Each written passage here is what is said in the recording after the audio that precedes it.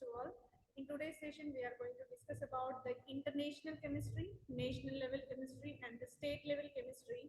If you are preparing for any competitive examination or else entrance examination, the content we are going to explain here might be very much helpful. This is because all the previous year question papers got collected and detailed explanation will be provided to you.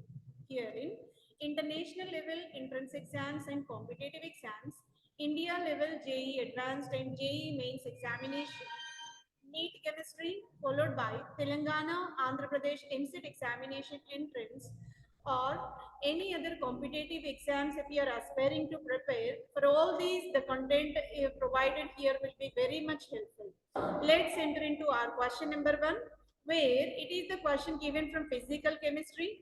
Diffusion process is described here. The rate of diffusion of two gases, methane CH4, ethene C2H4, is measured using apparatus. This is the syringe you are going to apply the gas over here by applying the pressure. So here gas diffusion is possible from this narrow nozzle, right? So whenever the gases are taken and different gases are allowed to flow through this one by the process called diffusion, and their rate of diffusion will be depending upon their velocity. Greater the velocity of the gas, greater will be the rate of diffusion, right? So here the pressure applied from this piston and gas syringe is the device we are taking. Gases are taken over here. This is the narrow nozzle metal foil made up of metal foil allowed to diffuse the given gases, right? So if methane and ethene taken into the consideration, these are the options provided. We have to depict which is the right answer. For that purpose, the gas diffuse faster is taken as ethene in the option number A, because ethene molecules are heavier and move faster. And option number B taken with the ethene. The reason they provided is double bond is there, hence they will move faster. Methane molecule is a lighter weight in nature, hence that will move very fastly. Methane molecules are smaller, so that get out from the hole more easily. Among these, we have to depict which is the right answer. So correct answer will be option C. Methane molecules are lighter, hence move faster. Let's see what could be the reason for this one. Why methane is called lightweight gas compared to ethene? Being methane and ethene both are made up of hydrocarbons, and this is the question belongs to the organic chemistry, and we have to find what would the if you find a 0.04 taken by the 12 is the atomic 4 this hydrogen 12 plus 4, that will be 16.04 molecular weight. In case of ethene, 2 carbons contribute 24 is the atomic weight for 2 carbons, and 4 hydrogens are there. 4 hydrogens will contribute 4 atomic weight. Hence, we can take the total atomic weight of 28. So methane is of 16, ethene is of 28. So that higher atomic weight, higher molecular weight is accompanied by ethylene molecule. Hence, it is moved very slowly. And being lighter in nature, molecular weight is light, so that move very fastly. That is methane. So correct explanation is provided in the option number C. Lighter is the molecule of methane, faster is the molecule of methane, obviously. Move on to question number 2. Which two gases will diffuse at the same rate at the same temperature?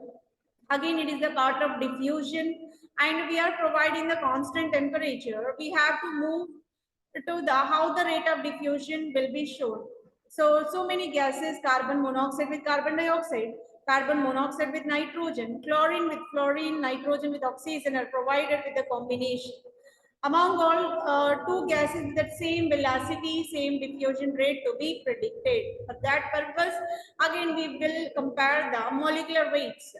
Carbon monoxide molecular weight by taken as the carbon with the 12, oxygen with the 16, so that carbon monoxide molecular weight is 28. Molecular weight of nitrogen will be taken as 14 in 14, again 28. So in option number 2, you can find carbon monoxide and nitrogen with atomic molecular weights of equal. Hence, obviously, diffusion rate will be equal in nature. Same rate they will go with. So that for question number 2, option number B will be the correct answer. Move on to question number 3. It is the part of organic chemistry. Named reaction is provided over here. where we are having benzaldehyde substituted at the para position with the chloro, called a para-chlorobenzaldehyde, treated with catalytic potassium cyanide. PCC is the mild oxidizing agent. What could be the product? And this is the named reaction called benzoin condensation with the catalyst potassium nitrile, and the PCC followed by subsequent oxidation to give the product P. If only catalytic potassium nitrile is used, the product will be A only, provided with the extension of PCC so that the oxidized product we will get option number C, where parachloro will be there and 1,2 diketone will be the correct answer for question number 3. Let's see how can we explain the mechanism of this reaction. So here benzoin condensation, where two benzaldehyde molecules get combined by the carbon-carbon new bond formation, orthohydroxyketone will be formed. This further treated with the mild oxidizing agent called PCC, and here hydroxy will be transformed into carbonylic functional group. So that this is the kind of stepwise description, and we will see the mechanism how to achieve this benzoin condensation. Benzoin condensation can be taken on a compound with no alpha hydrogens, and moreover nitrile is the nucleophile attached to the carbonylic center, and you will get nitrile over here. So whenever nitrile is added and further protonation takes place on O minus being pi bond shifted, oxygen will convert it into oxide and protonated under protic solvent so that hydroxy will be generated. Whenever base is added, used to remove the H place and the generation of carbene is possible. This carbene having natural tendency to bind with the another carbonyl of benzaldehyde so that new bond formation is possible among carbon and carbon. After getting new bond here, O minus whatever there can abstract the H place so that O minus will shift the electrons and subsequently cyano group will be removed. We will get a C double bond to OH in this manner. This is a benzoin. This benzoin further oxidized to give diketone as the final product. This is the way we can go for the completion of the reaction. For question number 3, option number C will be the right answer. Benzoin condensation followed by oxidation. Let's move on to question number 4. It's a kind of mapping between column 1 with the column 2, and a question taken from the metallurgical process, aluminium, iron, silicon and copper, and their subsequent extraction methods are provided like electrolysis, reverberatory furnace, blast and zone refining methods. Aluminium is the metal extracted from the bauxite ore and by the process of electrolysis. Iron is the metal extracted from the magnetite or hematite. Such ores can be taken and applied method will be blast furnace. Silicon is extracted from the sand, and this will be taken by the process called zone refining. Copper is the metal extracted from copper pyrites and other combined compounds, and the process adopted is reverberatory furnace. Right. So this is the way we can go for, and let's see how can we explain all this in detail. Here is the electrolytic chamber provided with the cathode and anode, cathode with the negative and anode with the positive. In the electrolytic cell, bauxite was taken inside and aluminum oxide electrolytic solution was filled.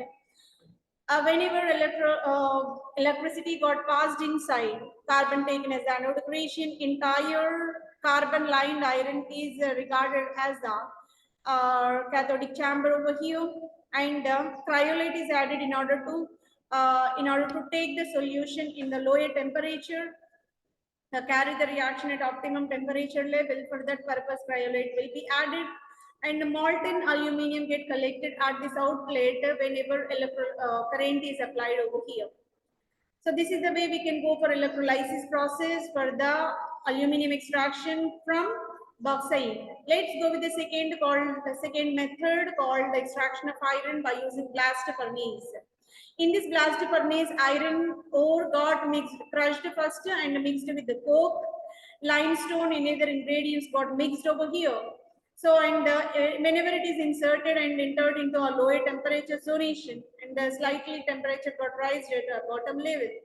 So, upon this treatment, what happened? That whatever iron ore is there that got decomposed and refined finally, air blast is possible over here, and Whatever impurities floating on the surface is called a slag, can be collected from one of the outlet mentioned over here. And another pure metal of molten iron will be collected from the another outlet in the blast furnace bottom.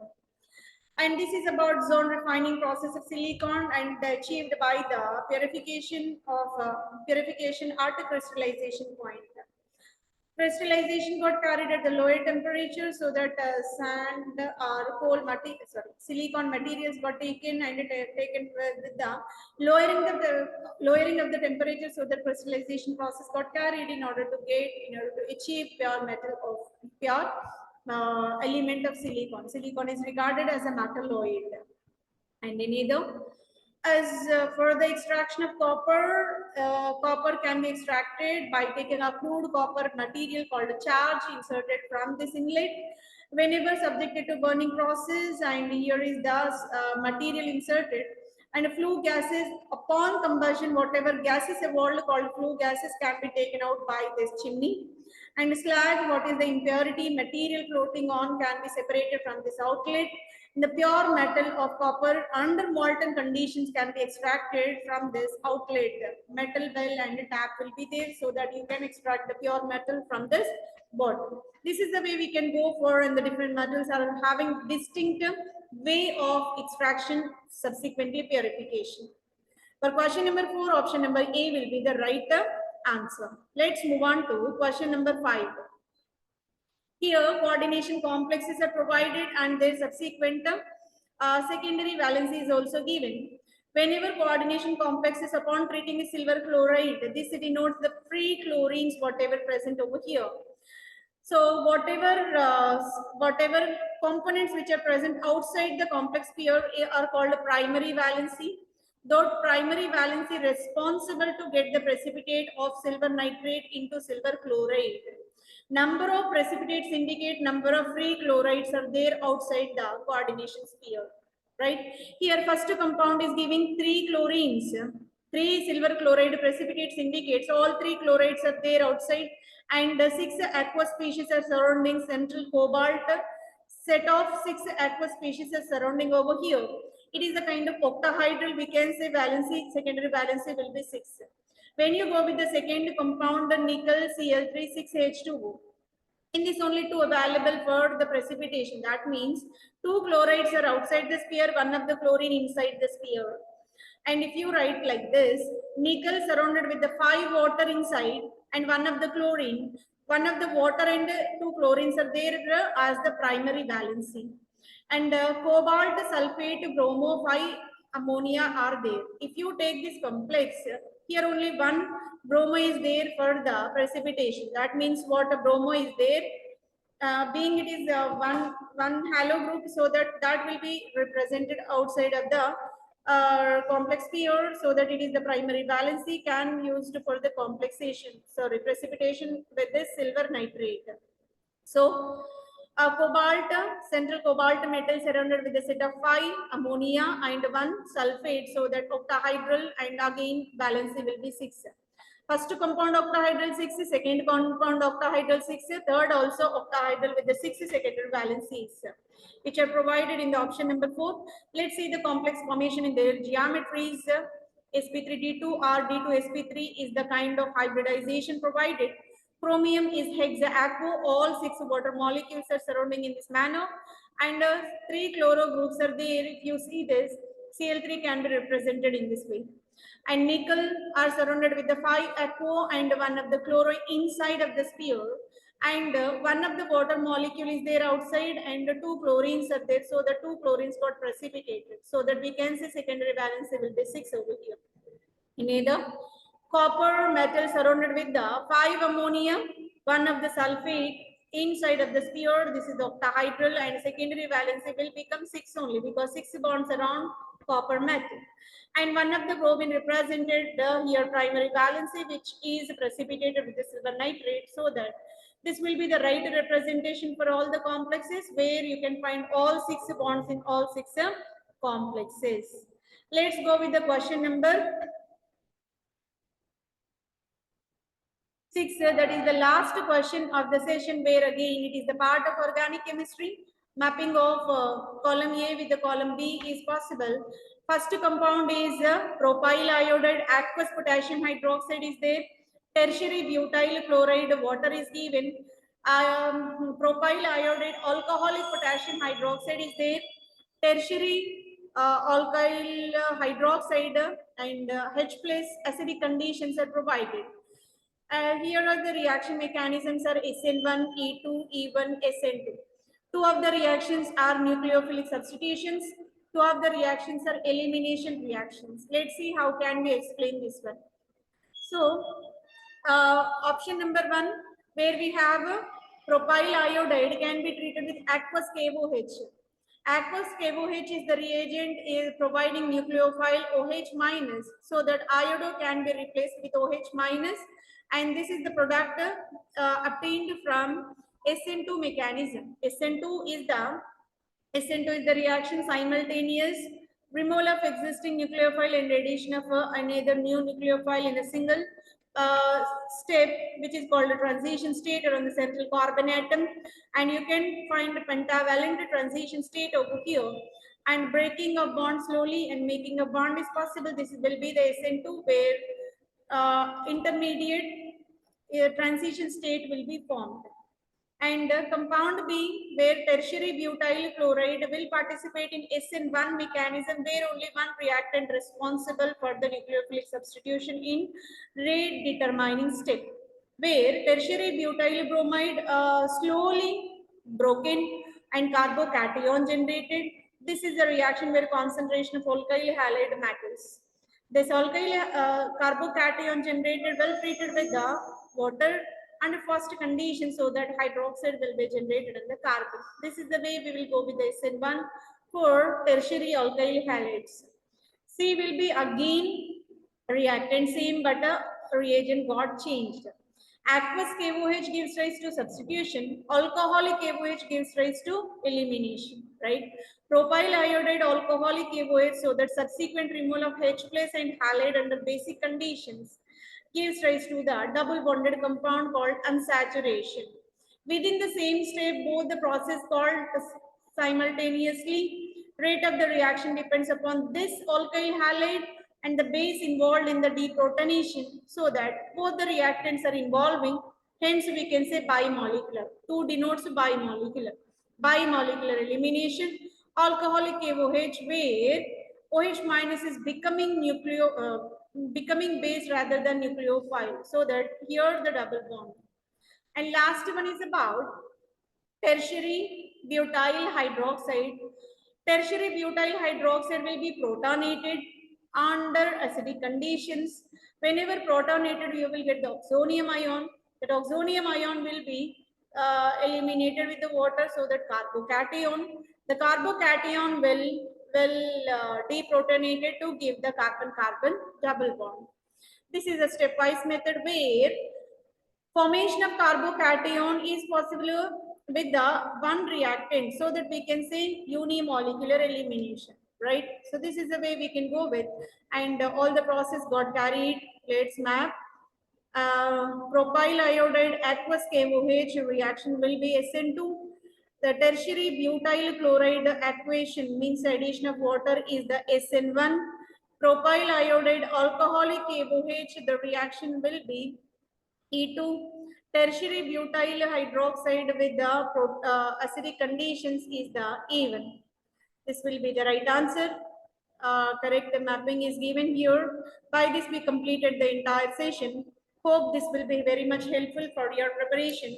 I'm requesting you to like the channel, comment whatever topics you want to discuss about, and share with the aspirants whoever preparing for the competitives or any entrance examinations as well, and subscribe the channel for more updates and more further videos if you want to see. Thank you very much for your patient listening. Thank you one and all.